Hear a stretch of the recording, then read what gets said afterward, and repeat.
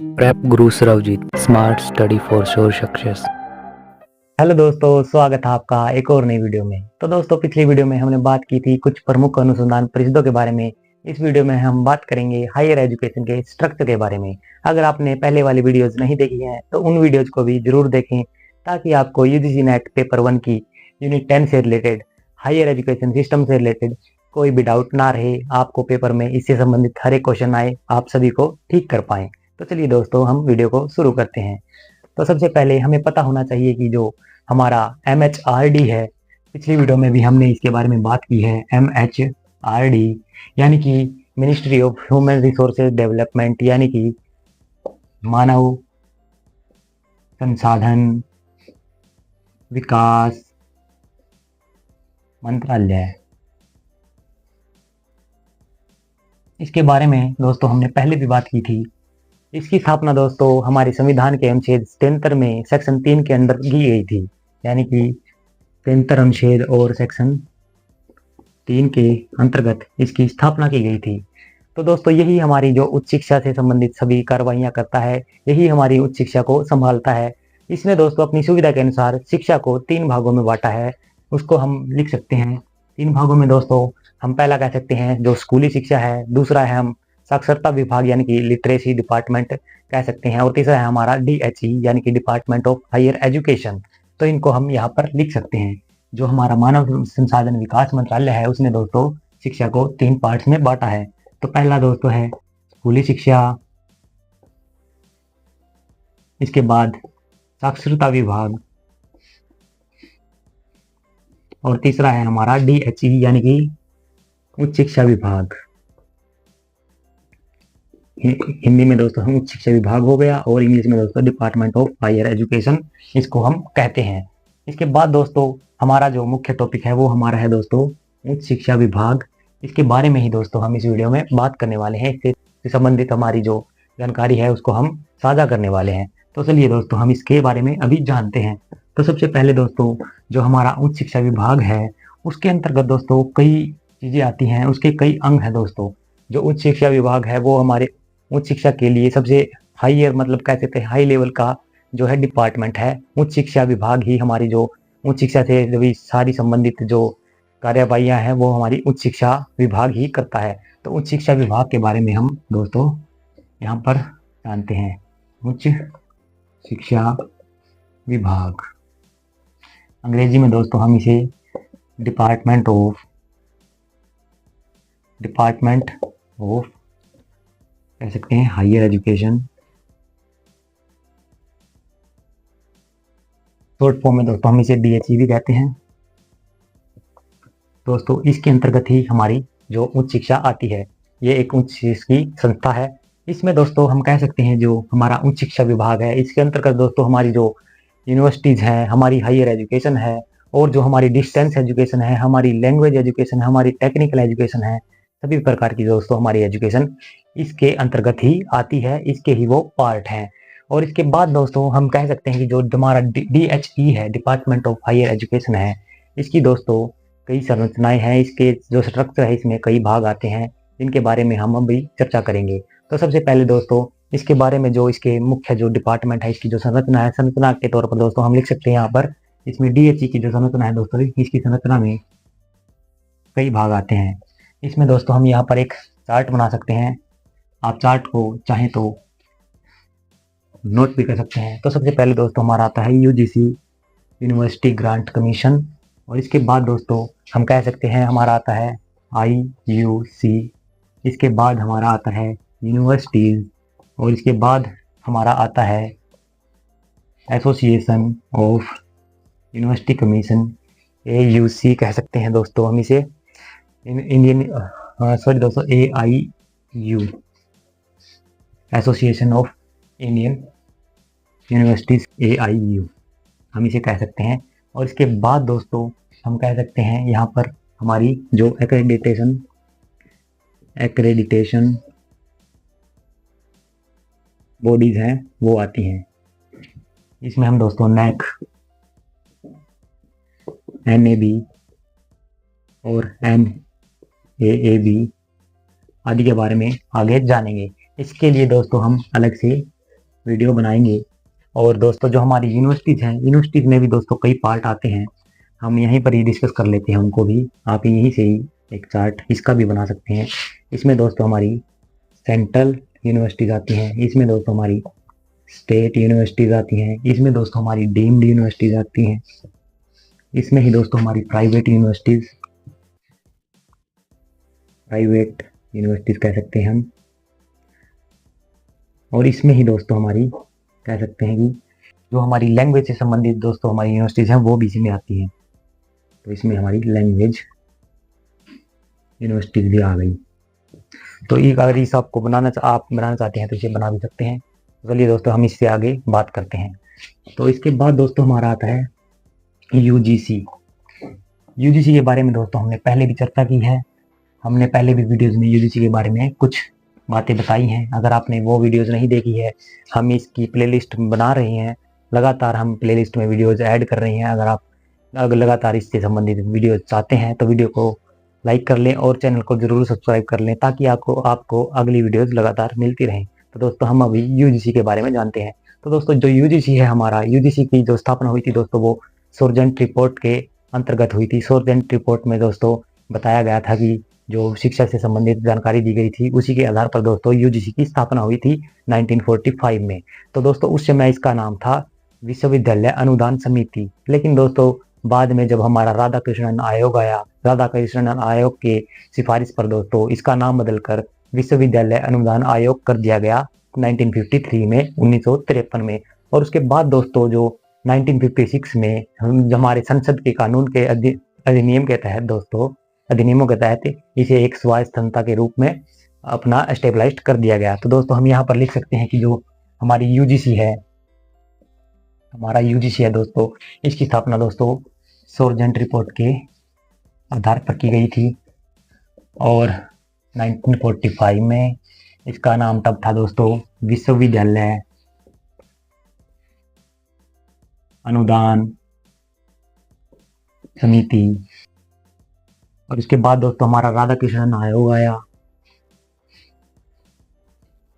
जिसके आधार पर दोस्तों, जिसकी सिफारिश पर दोस्तों इसका नाम बदलकर विश्वविद्यालय कह सकते हैं दोस्तों अनुदान आयोग कर दिया गया। कब किया गया दोस्तों? 1953 में। और 1956 में दोस्तों इसे एक स्वायत्त संस्था के रूप में मान्यता प्रदान की गई, यानी कि ये एक ऑटोनोमस बॉडी बन गई। इसके बारे में दोस्तों जो शुरुआती पृष्ठभूमि है यूजीसी के बारे में दोस्तों ये पूछी जा सकती है, आप इसे नोट कर लीजिए। पेपर में कई बार ये क्वेश्चंस आ जाते हैं, मिलान में भी आ जाते हैं दोस्तों, वैसे भी स्टैटिक भी पूछ लिया जाता है। इसके बाद दोस्तों हम इसके कार्यों के बारे में जानेंगे। कार्यों में दोस्तों हम इसके कह सकते हैं कि इसके कार्य दोस्तों जो यूजीसी अधिनियम 12 है, इसके अधिनियम 12 के तहत इसके दोस्तों दो मुख्य कार्य हैं। दो मुख्य कार्यों में दोस्तों पहला तो है जो सभी यूनिवर्सिटीज़ होती हैं, सभी यूनिवर्सिटीज़ को दोस्तों ये वित्त पोषण करती है, उन्हें बजट प्रोवाइड करवाती है। और दूसरा दोस्तों जो सभी यूनिवर्सिटीज़ का स्टैंडर्ड है, उनके स्टैंडर्ड का समन्वय करती है दोस्तों, उनका जो मानक है उनका समन्वय, उनका अनुरक्षण करती है।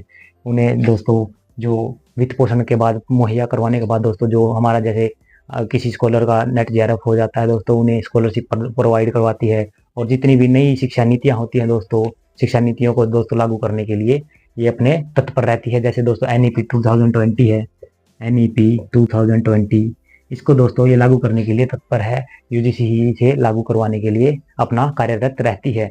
इसके बाद दोस्तों हम बात करते हैं इसकी संरचना के बारे में। यूजीसी की जो संरचना है दोस्तों, यूजीसी की संरचना में दोस्तों, इसमें संरचना में कह सकते हैं इसका स्ट्रक्चर क्या क्या है, इसमें जो अध्यक्ष है, उपाध्यक्ष है, इसमें कितने लोग कैसे क्या कार्य करते हैं, इसमें दोस्तों वही आता है। तो सबसे पहले दोस्तों हम कह सकते हैं कि जो यूजीसी का एक अध्यक्ष होता है, एक उपाध्यक्ष होता है, उसके बाद दोस्तों 10 अन्य सदस्य भी होते हैं। उन 10 अन्य सदस्यों में दोस्तों हम कह सकते हैं कि जो 2 सेंट्रल गवर्नमेंट के अधिकारी होते हैं और एक राज्य कह सकते हैं दोस्तों शिक्षा सचिव होता है, एक वित्त सचिव होता है दोस्तों। और उसके बाद 3 हम कह सकते हैं कि जो यूनिवर्सिटीज़ के प्रोफेसर होते हैं, वरिष्ठ प्रोफेसर, वो होते हैं। उसके बाद जो कृषि से संबंधित, विज्ञान से संबंधित और तकनीकी से संबंधित कह सकते हैं, इंजीनियरिंग से संबंधित जितने भी बाकी के डिपार्टमेंट्स रह जाते हैं, उनसे भी लोगों को यानी कि सदस्यों को चुना जाता है। तो यहाँ पर हम लिख सकते हैं कि इनका सदस्य अध्यक्ष एक होता है, उपाध्यक्ष भी एक होता है और केंद्र सरकार के 2 सदस्य होते हैं। और इसके बाद दोस्तों एक शिक्षा सचिव होता है, यानी कि एजुकेशन सेक्रेटरी, और एक वित्त सचिव होता है। इसके बाद हम कह सकते हैं कि 3 जो यूनिवर्सिटी से यानी कि विश्वविद्यालयों के वरिष्ठ अधिकारी होते हैं, प्रोफेसर होते हैं, विश्वविद्यालय के प्रोफेसर 3। और इसके बाद दोस्तों कृषि से संबंधित या फिर हम कह सकते हैं विज्ञान से संबंधित, तकनीकी से संबंधित और इंजीनियरिंग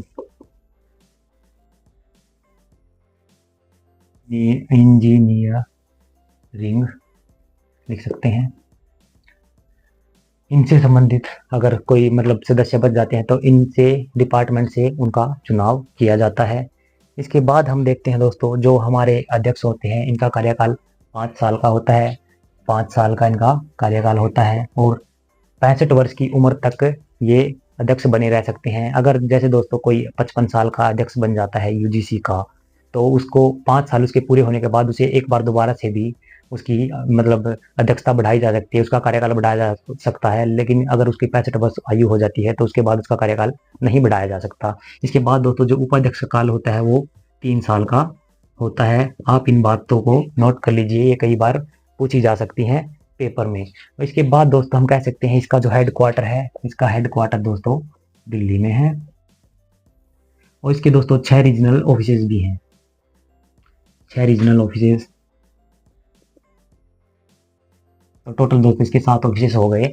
तो इसमें हम कह सकते हैं दोस्तों जिसके 6 रीजनल ऑफिसेज हैं उनमें दोस्तों जैसे बेंगलोर में है, भोपाल में है, हैदराबाद में है, कोलकाता में है और पुणे में है और गुवाहाटी में इसके रीजनल ऑफिसेज हैं। इसके बाद हम कह सकते हैं दोस्तों जो इसके यूजीसी के प्रथम अध्यक्ष थे, यूजीसी के प्रथम अध्यक्ष,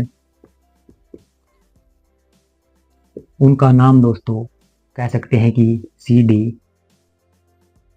देशमुख उनका नाम था। पूरा नाम दोस्तों इनका था चिंतामणि द्वारकानाथ देशमुख। आप इसे नोट कर लीजिए, ये क्वेश्चन भी पूछा जा सकता है। और आप बताएं कि जो वर्तमान में यूजीसी के जो अध्यक्ष हैं वो कौन है, कमेंट में ज़रूर बताएं। इसके बाद दोस्तों हम जानते हैं अगले टॉपिक के बारे में। इसी में जो इसकी संरचना है DHE की संरचना है। यूजीसी के बाद दोस्तों हमारा आता है IUC। इसके बाद दोस्तों हमारा आता है IUC। IUC स्टैंड करता है दोस्तों इंटर यूनिवर्सिटी सेंटर के रूप में। इंटर यूनिवर्सिटी सेंटर के रूप में इसे स्टेबलाइज्ड किया गया है। इसे हिंदी में दोस्तों अंतर विश्वविद्यालय केंद्र कहते हैं। इसे दोस्तों अंतर विश्वविद्यालय केंद्र कहते हैं। तो दोस्तों जो यूजीसी अधिनियम है, यूजीसी के जो अधिनियम है, अधिनियम 12 के अधिनियम है जो दोस्तों उसके खंड 12 के तहत दोस्तों अंतर विश्वविद्यालय केंद्र की स्थापना की गई थी। इसके बाद दोस्तों जो इसका प्रथम केंद्र खुला था दोस्तों वो था परमाणु विज्ञान केंद्र, जो कि नई दिल्ली में है। इसकी स्टेब्लिशमेंट दोस्तों 1994 में हुई थी। बाद में दोस्तों इसका नाम बदलकर इंटर यूनिवर्सिटी एक्सेलरेटर केंद्र कर दिया गया था। इसके बाद दोस्तों हम कह सकते हैं कि इसके जो काम है, इसके मुख्य कार्य क्या क्या है, इंटर यूनिवर्सिटी केंद्र के क्या क्या कार्य हैं। तो सबसे पहले हम कह सकते हैं कि इंटर यूनिवर्सिटी का जो सबसे पहला मुख्य कार्य है वो दोस्तों हम कह सकते हैं जो भी जितनी भी यूनिवर्सिटीज़ होती हैं, जो अपने जो डिपार्टमेंट के अंदर अपने जो यूनिवर्सिटीज़ में महंगे जो इक्विपमेंट होते हैं, जैसे कि सुपर कंप्यूटर होते हैं या अन्य चीज़ें होती है, अपनी मुहैया नहीं करवा पाती, तो IUC इंटर यूनिवर्सिटी सेंटर उन्हें मुहैया करवाता है, उन्हें जो बजट प्रोवाइड करता है। और जितने भी स्कॉलर्स होते हैं, जितने भी टीचर्स होते हैं और जितने भी PhD करने वाले बच्चे होते हैं, उन सभी को दोस्तों ये उनके फील्ड में ज़्यादा से ज़्यादा प्रोत्साहित करता है, उन्हें फंड कह सकते हैं कि मुहैया करवाता है। और हम कह सकते हैं कि जो जितने भी रिसर्च होती हैं, पब्लिशमेंट होती हैं और जितनी भी ऑनलाइन लाइब्रेरीज होती हैं और इंटरनेशनल जितने भी इक्विपमेंट होते हैं उन सभी को दोस्तों मुहैया करवाने का काम अंतर विश्वविद्यालय केंद्र करता है। इसके दोस्तों टोटल 7 केंद्र हैं। टोटल 7 केंद्र हैं। सॉरी दोस्तों, ये मार्कर नहीं चल रहा है। 7 केंद्र हैं इसके टोटल। इनकी जो ये 7 केंद्र है दोस्तों, इनको आप स्क्रीन पर भी देख सकते हैं। ये 7 केंद्र हैं, आप इन्हें भी नोट कर लीजिए, इन्हें भी कई बार पूछ लिया जाता है। इसके बाद हम कह सकते हैं दोस्तों, इंटर यूनिवर्सिटी केंद्र के बाद दोस्तों हमारी आती है यूनिवर्सिटी, जो कि थर्ड पार्ट हो जाता है हमारे DHE का। इसके बारे में हम जानते हैं, तो चलिए हम इसके बारे में भी जान लेते हैं। तो दोस्तों इसके बाद आती है हमारी यूनिवर्सिटी। यूनिवर्सिटी दोस्तों एक उच्च शिक्षा का संस्थान होता है जहां पर विभिन्न विषयों के बारे में पढ़ाई करवाई जाती है। उसके बाद बच्चों की परीक्षा होती है। परीक्षा के बाद उन्हें उनका मूल्यांकन करके उनका रिजल्ट दिया जाता है। रिजल्ट के बाद दोस्तों उन्हें जो डिग्री प्रोवाइड की जाती है, उन्हें उपाधि प्रदान की जाती है। तो यूनिवर्सिटी की जो संरचना है दोस्तों, इसकी संरचना में दोस्तों हम कह सकते हैं कि जो यूनिवर्सिटी की संरचना, हम बात करते हैं यूनिवर्सिटी की संरचना के बारे में, तो इसकी संरचना हम यहाँ पर लिखना पड़ेगा दोस्तों। आप भी नोट करते चलिए, इसका जो स्ट्रक्चर है उसको नोट करते चलिए। तो इसकी जो संरचना है दोस्तों, संरचना में हम कह सकते हैं कि जितनी भी यूनिवर्सिटीज़ हैं भारत की, उनकी सभी की संरचना सेम ही है। और हम कह सकते हैं दोस्तों, जो इसमें इसकी संरचना है, इसकी संरचना में दोस्तों 2 चीज़ें मुख्यतः आती हैं। पहला तो दोस्तों हम कह सकते हैं कि सीनेट आता है, सीनेट। और दूसरा दोस्तों हम कह सकते हैं कि दूसरा दोस्तों कार्यकारिणी परिषद।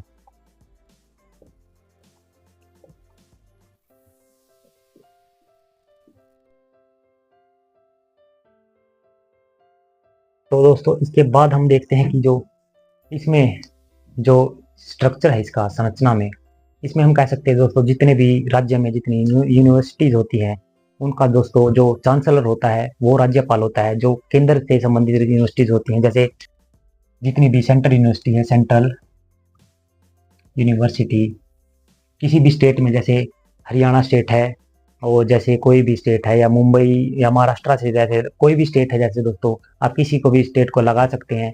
जैसे हम पंजाब लगा सकते हैं। पंजाब में जितनी भी सेंट्रल यूनिवर्सिटीज हैं उनका दोस्तों जो चांसलर होगा, जो कुलाधिपति होगा, वो दोस्तों राज्यपाल होगा उस राज्य का। जैसे हरियाणा का हम कह सकते हैं, हरियाणा में जितनी भी यूनिवर्सिटीज हैं सेंटर के अंतर्गत, सेंट्रली जितनी भी यूनिवर्सिटीज हैं उनका सभी का राज्यपाल होगा चांसलर। और उसके बाद दोस्तों कुलपति होता है, यानी कि वाइस चांसलर। कुलपति दोस्तों जो डायरेक्ट सभी कार्यों को करता है। और इसके अंतर्गत दोस्तों जितने यूनिवर्सिटीज के अंतर्गत दोस्तों कॉलेजेस आते हैं, कॉलेजेस के अंदर दोस्तों प्रिंसिपल वगैरह होते हैं, इनका आपको ज्ञान होगा ही। इसके बाद दोस्तों हम बात करते हैं सीनेट के बारे में। सीनेट दोस्तों काम करती है, सीनेट काम करती है जैसे कि कोई भी कार्य हो गया यूनिवर्सिटीज में, जितने भी प्रशासन से संबंधित नियम होते हैं, नियमों को बनाने में, उनका क्रियान्वयन करने में, और दोस्तों जो बजट होता है, बजट को बनाने में, बजट प्रोवाइड करने के लिए, उसे बनवाने के लिए, बजट को तैयार करने के लिए सीनेट का इस्तेमाल किया जाता है। सीनेट में दोस्तों आ जाते हैं प्रधानाचार्य, प्रधानाचार्य आ जाते हैं दोस्तों। इसके बाद जितने भी टीचर्स होते हैं, यानी कि हम कह सकते हैं टीचर्स, यानी कि जितने भी अध्यापक होते हैं, और जितने भी पंजीकृत स्नातक, यानी कि जितने भी ग्रेजुएट्स होते हैं, सभी इसके अंतर्गत आ जाते हैं। और दोस्तों इसके अतिरिक्त भी सीनेट में दोस्तों जो हमारे कुलाधिपति होते हैं, कुलाधिपति यानी कि चांसलर, इनके द्वारा नियुक्त भी, इनके द्वारा मनोनीत भी जो सदस्य इसके अंतर्गत आते हैं सीनेट में। इसके मुख्य कार्य मैंने आपको बता दिए हैं दोस्तों, बता दिए हैं, शायद बता दिए हैं या नहीं बताए, तो कोई नहीं, आप दोबारा बात कर लेते हैं।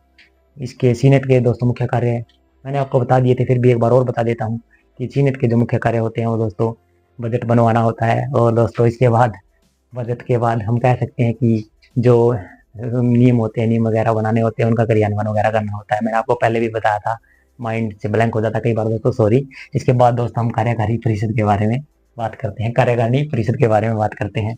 तो दोस्तों कार्यकारिणी परिषद में दोस्तों जितने भी प्रशासन से संबंधित होती हैं, जो प्रशासनिक कार्य होते हैं उनका मैनेजमेंट होता है, सभी का कार्य दोस्तों कार्यकारी परिषद करती है, कार्यकारिणी परिषद करती है, सॉरी दोस्तों। तो कार्यकारिणी परिषद दोस्तों हम कह सकते हैं कि मार्कर नहीं चल रहा है दोस्तों, क्या बात है।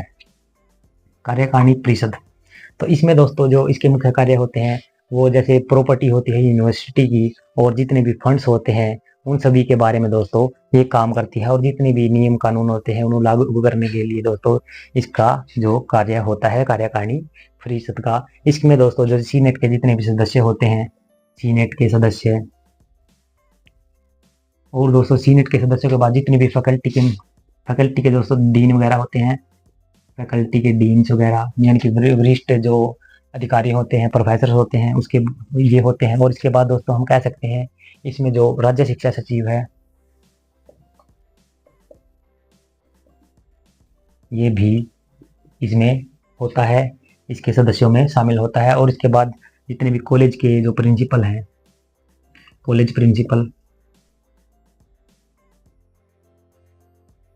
ये भी इसमें शामिल होते हैं। इसके बाद हम बात करेंगे दोस्तों, ये हो गया इसकी संरचना, आप इसे नोट कर लीजिए। नोट करने के बाद हम इसे मिटा देंगे। तो हाँ दोस्तों, एक बात और आप अगर नोट करना चाहें तो कर सकते हैं, वो जैसे नॉर्मली पूछी तो नहीं जाती है लेकिन फिर भी आप नोट कर सकते हैं कि जो यूनिवर्सिटीज़ है हमारी, यूनिवर्सिटीज़ वो 1338 यूनिवर्सिटीज़ फिलहाल में जून 2025 के हिसाब से 1338 यूनिवर्सिटीज़ हमारे इंडिया में है।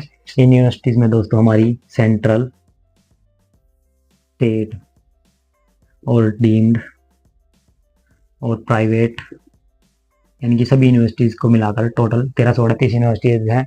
और ये इनकी जो संख्या है दोस्तों वो घटती बढ़ती भी रहती है। आप फिलहाल में अगर आप कभी भी वीडियो देख रहे हैं तो आप सर्च करके एक बार ज़रूर चेक कर लें। इसके बाद हम बात करेंगे दोस्तों यूनिवर्सिटीज़ का हो गया ये स्ट्रक्चर। इसके बाद हम बात करते हैं AIU के बारे में। हो गया यार मार्कर को आज चल का ही नहीं रहा है। AIU ये स्टैंड करता है दोस्तों एसोसिएशन ऑफ इंडियन यूनिवर्सिटीज यानी कि भारतीय विश्वविद्यालय संघ। भारतीय विश्वविद्यालय संघ, पता नहीं क्या हो जाता है दोस्तों मार्कर को, इसको चल नहीं रहा है आज, पता नहीं क्या बात है। तो दोस्तों इसकी जो स्थापना हुई थी वो दोस्तों सोसाइटी रजिस्ट्रेशन एक्ट के तहत हुई थी। ये 1860 का जो एक्ट है इसके तहत दोस्तों इसकी स्थापना हुई थी। इस एक्ट के तहत दोस्तों जितने भी जो किसी भी स्पेसिफिक फील्ड है, जैसे शिक्षा है, स्वास्थ्य है, खेल है या नृत्य कला जैसी जितनी भी जो चीज़ें होती हैं फील्ड है, उनमें किसी भी स्पेशलिस्ट एक संस्था के रूप में अगर कोई सहकारी समिति या कोई निजी जो करना चाहता है, निजी जो क्षेत्र में यानी कि प्राइवेट कोई यूनिवर्सिटी खोलना चाहता है, उसके लिए दोस्तों ये उनको लागू करती है, उन्हें दोस्तों ये परमिट देती है, उन्हें परमिशन देती है सोसाइटी रजिस्ट्रेशन एक्ट 1860 है। इसी के तहत दोस्तों हमारा विश्वविद्यालय जो भारतीय विश्वविद्यालय संघ है इसकी स्थापना हुई थी।